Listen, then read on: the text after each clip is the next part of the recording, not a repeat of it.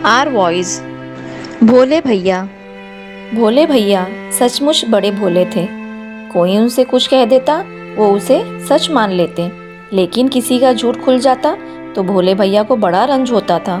कहते कि ये मुसलमान होकर झूठ बोलता है, शर्म नहीं आती। भोले भैया पढ़े लिखे आदमी तो ना थे, लेकिन गांव में जो मकतब था उस मकतब के मुल्ला साहब के पास कभी कभी चले जाते थे।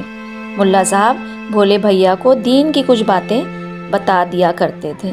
भोले भैया इन बातों को बड़े शौक से सुनते, इन बातों को याद कर लेते और फिर इन्हीं के मुताबिक अमल भी करते। भोले भैया 5 वक्त की नमाजें जमात से पढ़ा करते, हक हलाल की कमाई खुद खाते और अपने बाल बच्चों को खिलाते। गांव के रहने वाले जंगल से लकड़ियां काट कर लाते, शहर में ले जाकर बेचते। जो कुछ मिलता इसी में सब्र और शुक्र करके गुजर बसर करते। गांव के लोगों का कहना था कि भोले भैया ने किसी का कभी एक नन्ना पैसा भी नहीं दबाया। भोले भैया सदा सच बोलते, किसी ने उनसे कोई गलत बात नहीं सुनी। वो हमेशा अच्छे काम करते। अगर कभी कोई बुरा काम हो जाता तो झट तौबा कर लेते, फिर कोशिश करते कि अब कोई बुरा काम ना हो। पास पड़ोस वालों का काम कुछ लिए बगैर ही कर देते। गांव वालों का दुख दर्द का बड़ा ख्याल रखते, जहाँ तक उनसे हो सकता खिदमत करते।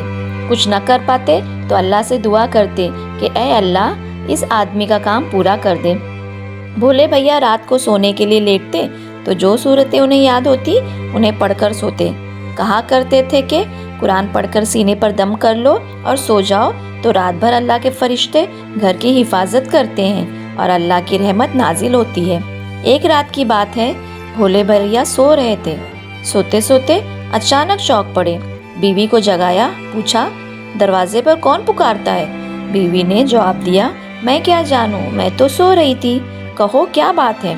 भोले भैया ने बताया कि मैंने सुना कोई पुकार कर कह गया है कि कल अल्लाह मियाँ 2 बार तुम्हारे घर के पास आएंगे और एक बार तुम उनके पास पहुँचोगे।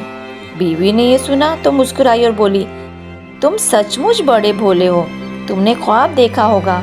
अल्लाह मियाँ किसी के घर नहीं जाते और ना कोई उनके पास पहुँच सकता है। जाओ जाकर सो जाओ, अभी बहुत ज़्यादा रात हो गई है। ये कहकर बीवी तो फिर सो गई, लेकिन भोले भैया को नींद नहीं आई। उनको पूरा यकीन हो गया कि अल्लाह मियाँ कल ज़रूर आएंगे। ये बात उस वक्त शायद कोई फरिश्ता पुकार कर कह गया है। भोले भैया के दिल में ये बात बैठ गई तो अब उन्हें नींद कैसे आ सकती थी। उसी वक्त चारपाई से उतरकर घर की सफाई करने लगे। घर की चीज़ें साफ करके सलीके से रखने और ठीक ठाक करने लगे। भोले भैया घर की सफाई करते जाते और सोचते जाते कि अल्लाह मियाँ तो अल्लाह मियाँ है, अल्लाह मियाँ को कोई कैसे देख सकता है, फिर उनकी खातिर तवाज़े कैसे करूँगा। अल्लाह मियाँ ना कुछ खाते हैं ना पीते हैं, अल्लाह मियाँ को उनकी चीज़ों की ज़रूरत ही क्या है। हर जुम्मा में इमाम साहब खुतबा पढ़कर बताते हैं कि अल्लाह मियाँ को किसी चीज़ की ज़रूरत नहीं है, वो किसी के मोहताज नहीं, सब उनके मोहताज हैं। अल्लाह मियाँ तो हर ऐब से पाक हैं। अल्लाह मियाँ तो एक नूर हैं। अल्लाह मियाँ को कोई जिस्म नहीं, ना उनके हाथ पैर ना नाक कान, वो तो बस जो चाहते हैं उसके लिए हुक्म दे देते हैं और वो बात हो जाती है। भोले भैया ये सोचते हैं कि मैं अल्लाह मियाँ को कहाँ बिठाऊंगा और कैसे बिठाऊंगा, वो तो नूर है। भोले भैया इस तरह सोचते जाते और काम करते जाते। खास तौर पर उन्होंने इस बात का बड़ा ख्याल रखा कि घर में कोई नापाक चीज़ ना रहने पाए। भोले भैया ने सुबह होने से पहले घर को साफ सुथरा कर दिया और लोबान की धोनी कोने कोने में दे दी। फजर की अजान हुई तो मस्जिद गए, नमाज पढ़कर झट घर लौट आए। कुरान की जितनी सूरतें याद थी इन सब की तिलावत कर डाली। फिर कलमा पढ़ने लगे।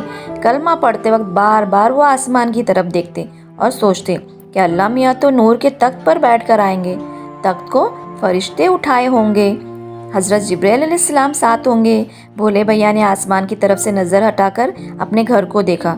मेरे घर आएंगे अल्लाह मियाँ, उनकी ज़ुबान से निकला और वो खुश हो गए। उन्होंने बार बार आसमान की तरफ देखा मगर अल्लाह मियाँ उनको दिखाई ना दिए। भोले भैया ने ये भी सोचा, हो सकता है कि अल्लाह मियाँ अपने घर यानी मस्जिद में उतरें फिर मेरे घर आए। ये ख्याल आया तो भोले भैया ने मस्जिद की तरफ देखा। अल्लाह मियाँ तो उन्हें दिखाई ना दिए। हाँ, उन्होंने देखा कि बदलू तेली की बेवा गोद में नन्ही दुलारी को लिए आ रही है और ये कह कर भीख मांग रही है, अल्लाह भला करे, राम भला करे, माई बाप कल से दुलारी भूखी है, भगवान के नाम पर, अल्लाह के नाम पर उसे खाना खिला दो, अल्लाह तुमको बदला देगा, भगवान तुम्हारी रक्षा करे। ये कहती हुई वो बेवा औरत आ रही थी। भोले भैया तो वैसे भी बड़े नरम दिल थे, आज भला चौंकने वाले कब थे। अल्लाह मियाँ न जाने किस वक्त मेहमान होकर आ जाए और ये देखें कि भोले भैया ने किसी गरीब को टाल दिया, ये कैसे हो सकता है। भोले भैया झट उठे, कोठरी में गए, एक कपड़े में अनाज बांध लाए, दुलारी की माँ को दे दिया, फिर जेब में हाथ डाला, हाथ में जितने पैसे आ गए वो भी उसे दे दिया और कहा, जल्दी जा, दुलारी को खाना खिला पिला, और देख आज दुलारी को रुलाना नहीं, और देख तू भी खुश रहना, खबरदार आज आंसू बहाए, और हाँ ये भी बता तेरे दिल में कोई अरमान है, मेरे घर अल्लाह मियाँ मेहमान आ रहे हैं, मैं उनसे तेरे बारे में ज़रूर कहूँगा। दुलारी की माँ कुछ ना समझ सकी, बस इतना बोली, बस भोले भैया दुआ कीजिए कि ज़िंदगी इज्जत व आबरू के साथ बसर हो जाए। ये कहकर वो चली गई। अब फिर भोले भैया कभी आसमान की तरफ देखते, कभी मस्जिद की तरफ, आज वो काम पर भी नहीं गए। घर वालों ने कहा भी, लेकिन वो किसी की सुनने वाले कब थे।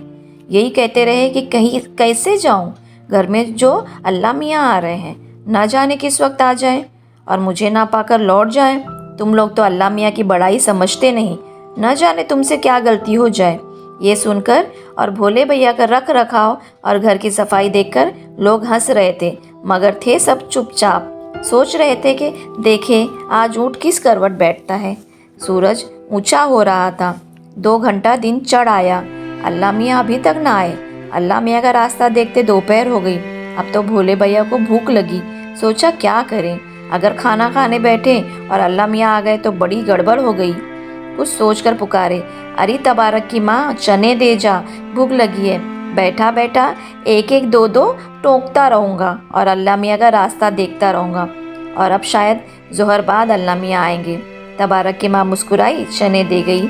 चने टोकते टोकते आधा घंटा हो गया, अब लगी प्यास। भोले भैया ने आज कोरे घड़ों में पानी रखा था, घरों पर कोरे कुल्हड़ रखे थे। प्यास लगी तो कोरे कुल्हड़ में पानी उडेला, पिया और फिर बड़े कायदगी से घड़े पर रख दिया। लौट कर बाहर आया तो दरवाजे पर एक आदमी को खड़े पाया।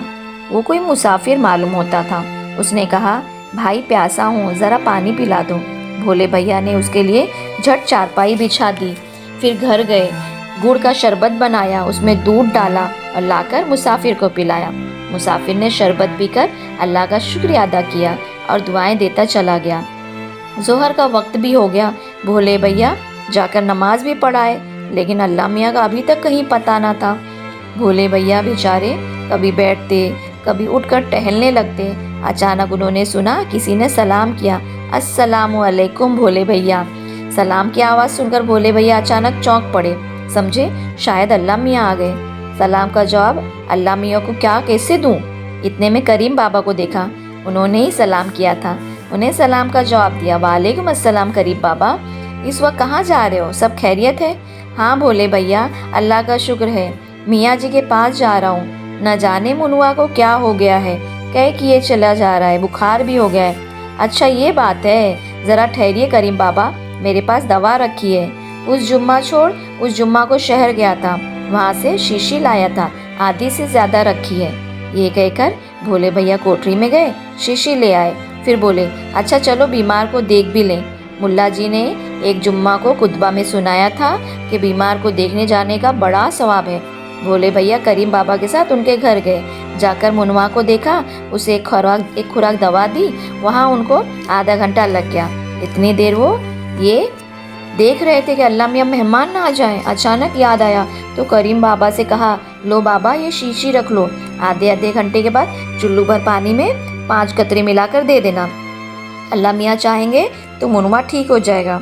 वैसे घबराने की बात नहीं, मैं अल्लाह मियाँ से कह दूँगा, तुमने सुना आज मेरे घर अल्लाह मियाँ आ रहे हैं, बिल्कुल ना घबराना। अच्छा करीम बाबा अपनी उलझन में थे। वो भोले भैया की बातें कुछ समझे, कुछ ना समझे, कुछ समझे वो बात दिल को ना लगी, शीशी लेकर रख ली। अब भोले भैया भागे भागे घर आए। घर के आसपास किसी के आने जाने को निशान ढूंढने लगे, उनको किसी तरह का कोई निशान ना दिखाई दिया। अब तो उदास होने लगे, असर का वक्त करीब था। وہ بھی ختم ہوا، مغرب کا وقت آیا، وہ بھی گزر گیا، لیکن بھولے بھیا کے گھر اللہ میاں نہیں آئے۔ انہیں بڑا افسوس ہوا۔ مغرب کے بعد میاں جی کے گھر گئے، ڈرتے ڈرتے ان سے سارا حال بتایا۔ میاں جی سن کر مسکراتے ہوئے بولے، بھولے بھیا، سچ مچ اللہ میاں تمہارے گھر 2 بار آئے اور ایک بار تم ان کے پاس گئے، تم سمجھتے نہیں۔ ہاں میاں جی، میں تو کچھ نہ سمجھا، آپ سمجھائیے، اللہ میاں کب میرے گھر آئے؟ میں نے تو نہیں دیکھا۔ بھولے بھیا، میں تم کو 2 حدیثیں سناتا ہوں، یہ حدیثیں سن کر تم پوری بات سمجھ لو گے۔ رسول اللہ صلی اللہ تعالیٰ علیہ وسلم نے فرمایا، اللہ تعالیٰ قیامت کے دن کہے گا، اے آدم کے بیٹے، میں نے تجھ سے کھانا مانگا تھا لیکن تو نے نہیں کھلایا۔ تو وہ کہے گا، اے میرے رب، میں تجھے کیسے کھانا کھلاتا؟ تو خود ہی سب کو کھلانے اور پلانے والا ہے۔ اللہ فرمائے گا کہ تجھے خبر نہیں کہ تجھ سے میرے فلاں بندے نے کھانا مانگا تھا لیکن تو نے اسے نہیں کھلایا؟ کیا تجھے خبر نہیں کہ اگر تو اسے کھلاتا تو اپنے کھلائے ہوئے کھانے کو میرے یہاں پاتا؟